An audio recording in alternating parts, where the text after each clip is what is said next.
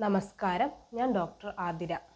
ഇന്ന് നമ്മൾ ഡിസ്കസ് ചെയ്യുന്നത് അപകടമുണ്ടായ നമ്മൾ കഴിഞ്ഞ വീഡിയോയിൽ പറഞ്ഞു കൈമുട്ടിനോ അല്ലെങ്കിൽ കൈയുടെ ഏതെങ്കിലും ഭാഗത്തിന് ഒടിവ് സംഭവിച്ചാൽ നമ്മൾ എന്ത് ഫസ്റ്റ് എയ്ഡ് ചെയ്യണമെന്നുള്ളത്. ഇന്ന് നമ്മൾ സംസാരിക്കുന്നത് കാലിൻ്റെ താഴെ ഭാഗത്തോട്ട്, അതായത് കാലുമുട്ടിലോ അല്ലെങ്കിൽ തൊട ഭാഗത്തോ ഏതെങ്കിലും ഒരു ഭാഗത്ത് ഒടിവ് സംഭവിച്ചാൽ നമ്മൾ എന്ത് ഫസ്റ്റ് എയ്ഡ് ചെയ്തിട്ട് അവരെ ഹോസ്പിറ്റലിൽ എത്തിക്കാൻ എന്തൊക്കെ ചെയ്യണം, എന്തൊക്കെ കാര്യങ്ങൾ നമ്മൾ അവിടെ ശ്രദ്ധിക്കണം എന്നതിനെക്കുറിച്ചാണ് ഇന്ന് നമ്മൾ ഡിസ്കസ് ചെയ്യുന്നത്.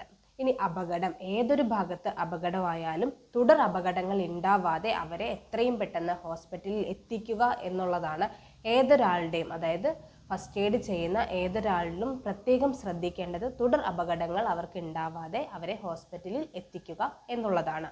കാലിൽ അല്ലെങ്കിൽ അരയുടെ കീഴ്പ്പെട്ടുള്ള ഏതെങ്കിലും ഭാഗങ്ങളിലാണ് ഒടിവ് സംഭവിക്കുന്നത്. എവിടേക്ക് ഒടിവുണ്ടാവാം? നമ്മുടെ തൊടയുടെ എല്ലുകളിൽ ഒടിവുണ്ടാവാം, അതേപോലെ കാലിൻ്റെ മുട്ടിൽ ഒടിവുണ്ടാവാം, അതേപോലെ തന്നെ നമ്മുടെ താഴെ കാലിൻ്റെ ഭാഗങ്ങളിൽ വേണമെങ്കിൽ ഒടിവുണ്ടാവാം, അതേപോലെ കുതിയും കാലിൽ അല്ലെങ്കിൽ വിരലുകളിൽ ഒക്കെ ഒടിവുണ്ടാവാം. ഏത് ഭാഗത്ത് വേണമെങ്കിലും ഒടിവുണ്ടാവാം. അവിടെ ഒടിവുണ്ടായാൽ നമ്മൾ എന്താണ് ശ്രദ്ധിക്കേണ്ടത്? അനങ്ങാതെ, അതായത് അനക്കം, ആ ഭാഗത്ത് അനക്കം ഉണ്ടാവാതെ ഹോസ്പിറ്റലിൽ എത്തിക്കണം. അതായത് ഇമ്മൊബിലൈസ് ചെയ്തിട്ട് അവരെ നമ്മൾ ഹോസ്പിറ്റലിൽ എത്തിക്കുക. കാലിലാണ് ഒടിവുണ്ടാവുന്നത് എന്നുണ്ടെങ്കിൽ നമ്മൾ എന്താ ചെയ്യേണ്ടത്? കയ്യിൽ ചെയ്ത പോലെ തന്നെ നമ്മൾ കാലിലും ഒരു സ്കെയിലോ അല്ലെങ്കിൽ ഒരു കൊടയോ അല്ലെങ്കിൽ ഒരു വടീൻ്റെ കഷ്ണമോ, അധികം ഭാരം ഉണ്ടാവരുത്, അതെടുത്തിട്ട് അത് ചേർത്ത് പിടിച്ച് നമ്മുടെ കാലിൽ കെട്ടിയിട്ട് അനക്കാതെ അവരെ ഹോസ്പിറ്റലിൽ എത്തിക്കുക എന്നാണ്. അതുപോലെ തന്നെ നമ്മൾ പ്രത്യേകം ശ്രദ്ധിക്കേണ്ട ഒരു കാര്യമാണ്, നമ്മൾ അവരെ ഹോസ്പിറ്റലിൽ കൊണ്ടുപോകുന്ന സമയത്ത് ഈ കാലിൻ്റെ മുട്ടിലോ കാലിൻ്റെ ഏത് ഭാഗത്തോ ആയിക്കോട്ടെ ഒടിവുണ്ടാവുകയാണെന്നുണ്ടെങ്കിൽ അവരെ ഒരിക്കലും നമ്മൾ നടത്തരുത്. അവരെ നമ്മൾ എടുത്തുകൊണ്ട് അനക്കാതെ ഹോസ്പിറ്റലിൽ എത്തിക്കാൻ വേണ്ടിയിട്ട് ശ്രദ്ധിക്കുക.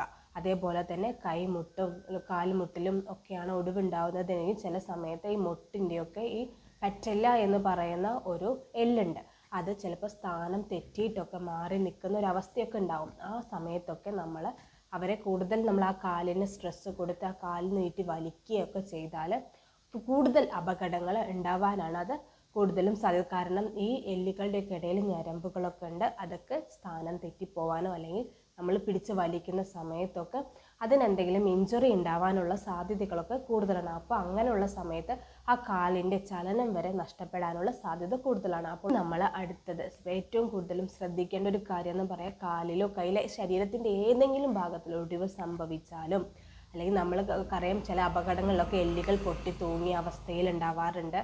അതേപോലെ തന്നെ നമ്മുടെ അസ്ഥി, അതായത് നെഞ്ചസ്ഥിയൊക്കെ തകർന്ന ഒരവസ്ഥയിലൊക്കെ ഉണ്ടാവും. അങ്ങനെ ഒടിഞ്ഞ അവസ്ഥയിലാണെങ്കിലും അവർക്ക് ബോധമില്ല, ശ്വാസം എടുക്കുന്നില്ല എന്നുണ്ടെങ്കിൽ നമ്മൾ ആ ഇമ്പോർട്ടൻസ് കൊടുക്കേണ്ടത് ഒരിക്കലും സ്കെയിലും വടിയൊക്കെ എടുക്കാൻ വേണ്ടി ഓടിപ്പോവുകയല്ല ചെയ്യേണ്ടത്. നമ്മൾ ഇമ്പോർട്ടൻസ് കൊടുക്കേണ്ടത് അവരുടെ ജീവൻ നിലനിർത്താൻ വേണ്ടിയിട്ടാണ്. അപ്പോൾ നമ്മൾ എന്താണ് ചെയ്യേണ്ടത്? CPR കൊടുത്ത് ജീവൻ ഫസ്റ്റ് അതിന് മുൻഗണന കൊടുക്കുക, ജീവൻ നിലനിർത്തിയിട്ട് അവരെ ഹോസ്പിറ്റലിൽ എത്തിക്കുക, എന്നിട്ട് അവിടുന്ന് തുടർ ട്രീറ്റ്മെൻ്റ് ഒക്കെ കൊടുക്കുകയാണ് ചെയ്യുന്നത്. അല്ലാതെ നമ്മൾ അവർ ശ്വാസമില്ല, അവർക്ക് പൾസില്ല, അങ്ങനെ ഒന്നുമില്ല, അവരുടെ മൂവ്മെൻറ്റ്സ്, ചെസ്റ്റ് മൂവ്മെൻറ്റ്സ് ഒന്നും നടക്കുന്നില്ല ഒക്കെ ഉണ്ട്, എല്ലും പൊട്ടിയ രീതിയിലാണെങ്കിൽ എല്ല് പൊട്ടിയതിനല്ല നമ്മൾ ഇമ്പോർട്ടൻസ് കൊടുക്കേണ്ടത്, അവരുടെ ആ ജീവൻ നിലനിർത്താൻ വേണ്ടിയിട്ടാണ് നമ്മൾ ഇമ്പോർട്ടൻസ് കൊടുക്കുന്നത്. അപ്പോൾ CPR കൊടുത്തിട്ട് അവരെ ഹോസ്പിറ്റലിൽ എത്തിക്കുക എന്നുള്ളതാണ് നമ്മൾ ഫസ്റ്റ് ചെയ്യേണ്ടത്.